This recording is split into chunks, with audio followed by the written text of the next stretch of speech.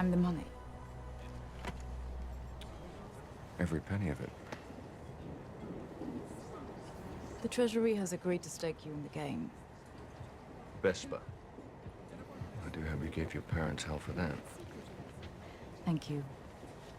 Your boss must be well connected. I've never seen so much go out the door so quickly. Not quite so stylishly.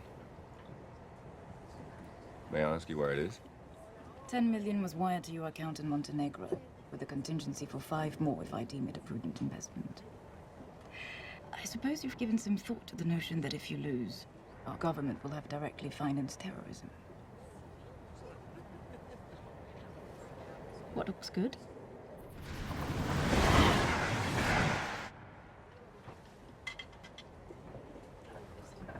So you're telling me it's a matter of probability and odds? I was worried there was some chance involved. Well, any of you assume the player with the best hand wins. So that will be what you call bluffing. You've heard the term.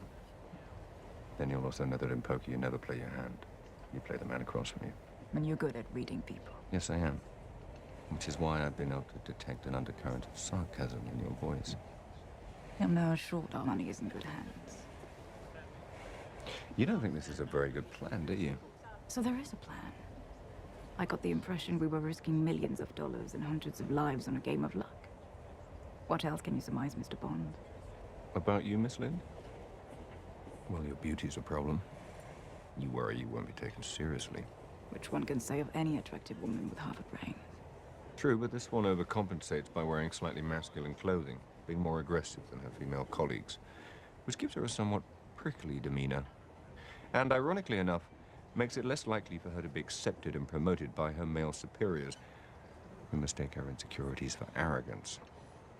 Now, I'd have normally gone with only child, but, you see, by the way you ignored the quip about your parents, I'm gonna have to go with orphan.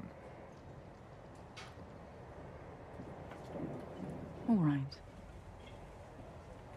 By the cut of your suit, you went to Oxford or wherever. Naturally think human beings dress like that. But you wear it with such disdain. My guess is you didn't come from money, and your school friends never let you forget it. Which means you were at that school by the grace of someone else's charity, hence the chip on your shoulder. And since your first thought about me ran to orphan, that's what I'd say you are.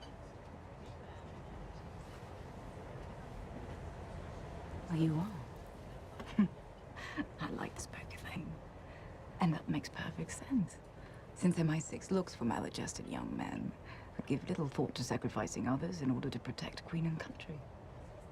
You know, former SAS types with easy smiles and expensive watches. Rolex? Amiga. Beautiful. Now, having just met you, I wouldn't go as far as calling you a cold-hearted bastard. No, of course not.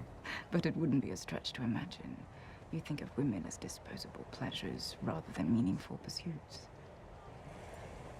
So as charming as you are, Mr. Bond, I will be keeping my eye on our government's money and off your perfectly formed house. You noticed. Even accountants have imagination. How was your lamb? Skewered. On sympathizers. Good evening, Mr. Bond. Good evening, Miss Lynd.